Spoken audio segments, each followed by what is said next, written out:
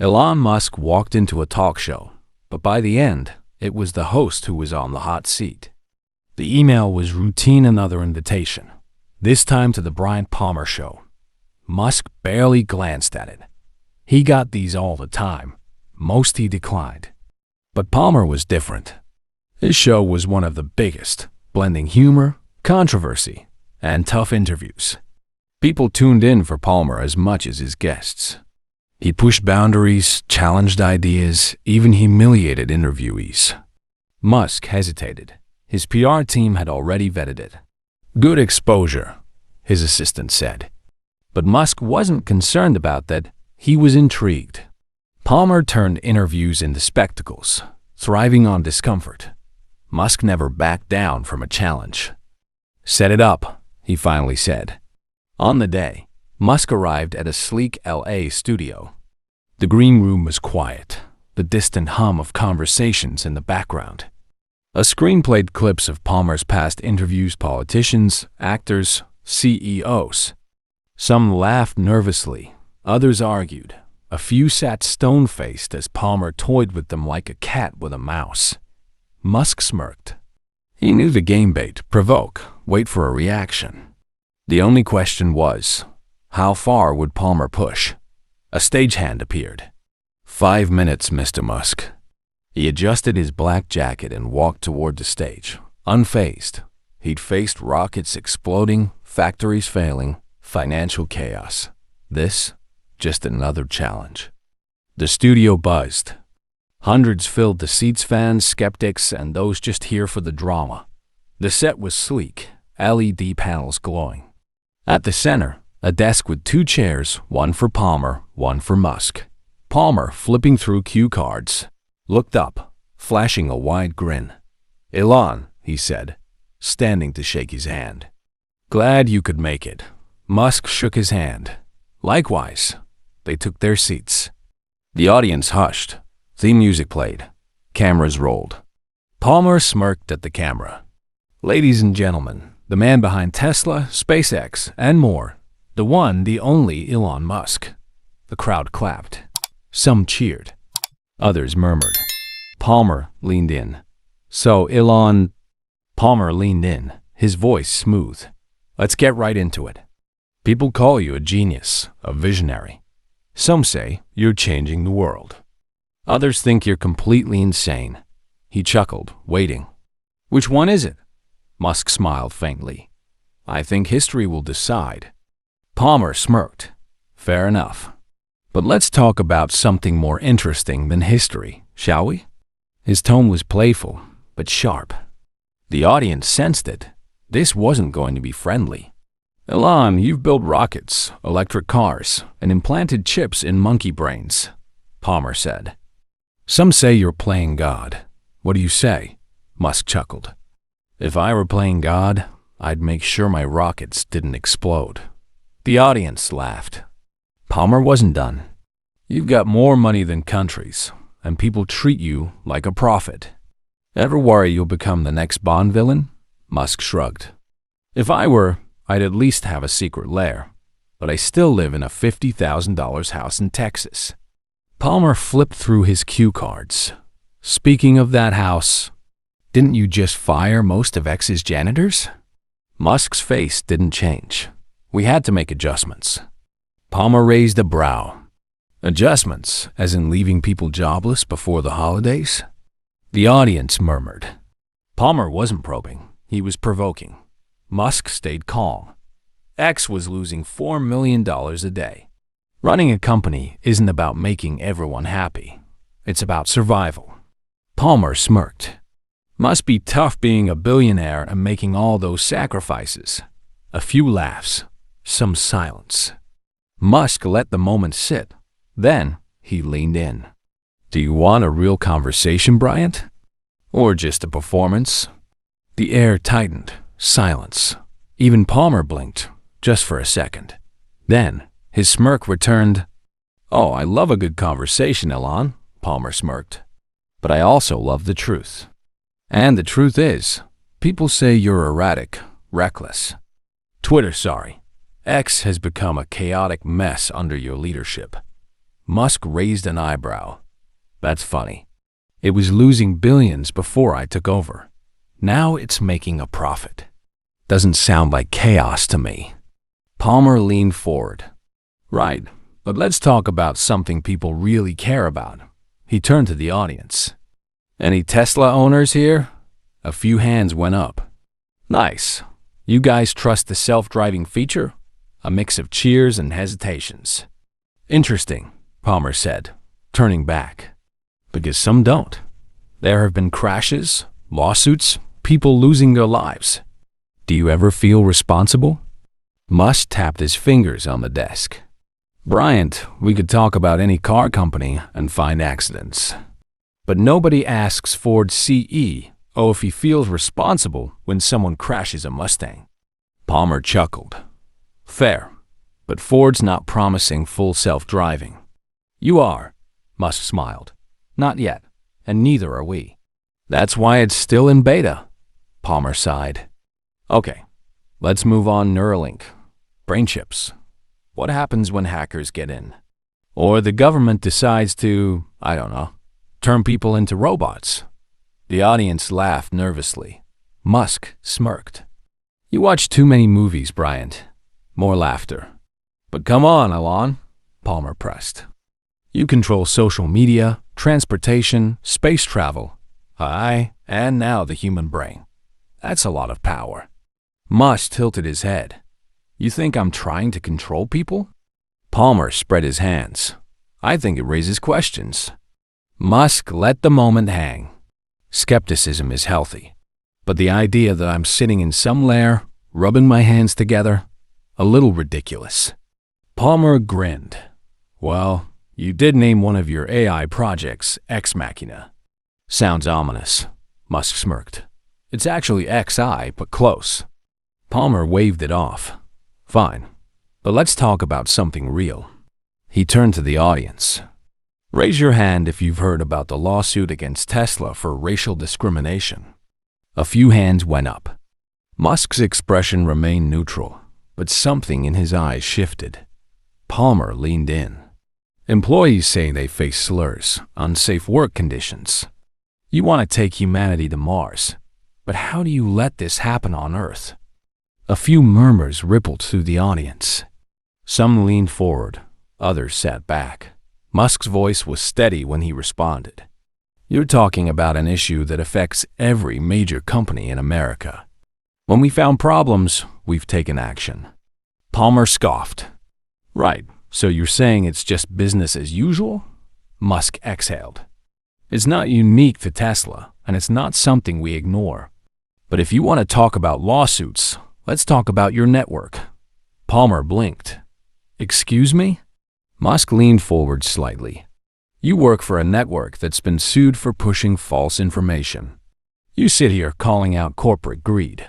But your show runs ads from pharmaceutical companies, billion-dollar banks, and defense contractors. The crowd stirred. Palmer chuckled, but his smile was thinner now. Nice deflection, but I'm not the one. Palmer started, but Musk cut him off. You're not the one making billion-dollar deals. You're not the one taking orders from executives who decide what stories get airtime. Silence. Palmer paused. Musk continued. Tom, you want to talk about power. Let's talk about yours. You sit here pretending to be the voice of the people, but your paycheck comes from the same corporations you claim to call out. The audience was stunned. Palmer forced a chuckle. So now you're flipping this on me? Musk shrugged. I thought you liked the truth. For the first time, Palmer didn't respond immediately. He shuffled his cue cards, trying to regain control. Musk sat back, watching him closely. All right, Palmer said, forcing a grin. You got your shot in, but let's be real. You love playing the underdog, the misunderstood genius, the rogue billionaire fighting the system. He leaned forward, voice conspiratorial. But isn't that just branding? A man worth nearly $200 billion. Isn't that the system? Musk tilted his head. M1? Palmer grinned. Of course. You buy companies when they annoy you. You joke about free speech. but let's be honest. You run X like your personal playground. You decide who gets to speak, who gets silenced. Musk's expression stayed calm, but the room's energy shifted. Palmer wasn't done. And let's not forget, Palmer added, flipping a cue card. You're friends with some interesting people, Peter Thiel, Saudi investors. Musk cut him off again. Would you like to talk about your friends, Bryant? The words hit hard. Palmer blinked. Excuse me?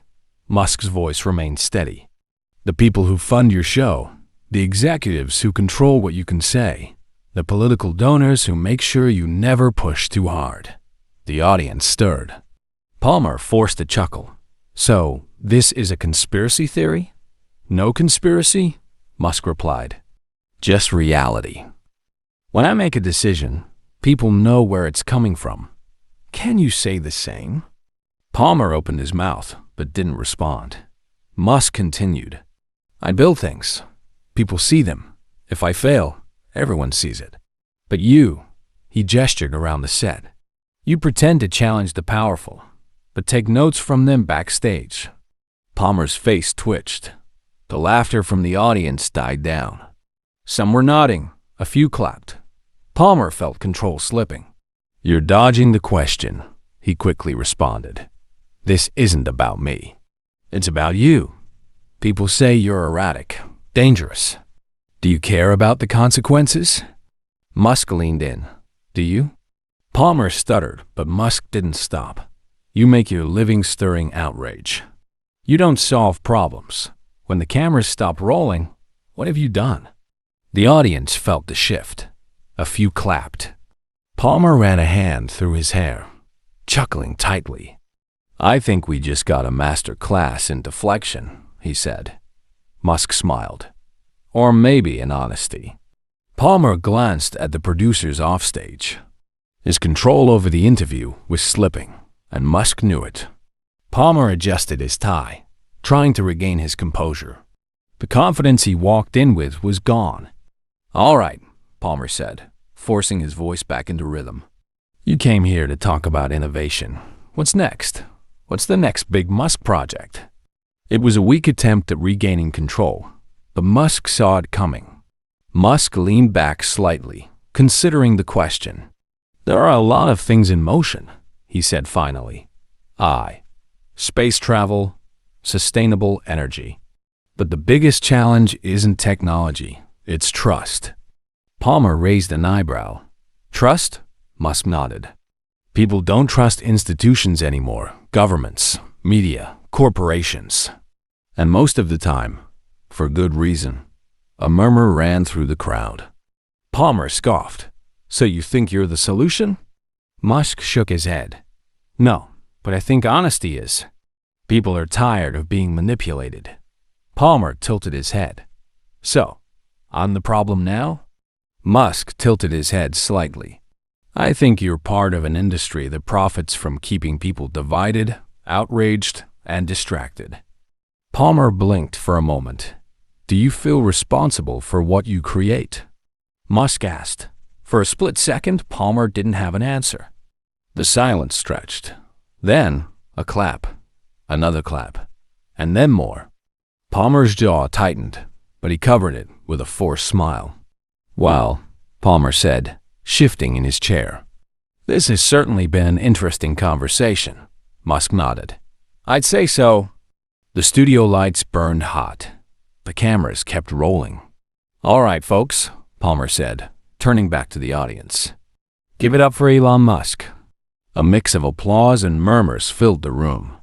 Musk shook Palmer's hand and walked off stage, leaving the host still processing the moment. But the real storm was just beginning. As soon as the cameras stopped rolling, the tension in the studio didn't fade. It thickened. The usual chatter was muted. Palmer ripped off his earpiece and muttered under his breath. What the hell was that? His producer didn't answer. Everyone in the studio was glued to their phones. In less than 5 minutes, clips from the interview were already flooding social media. Musk's phone buzzed, and the comments poured in. Elon just took Palmer apart like an engineer breaking down a bad prototype. Palmer stormed into his dressing room, slamming the door.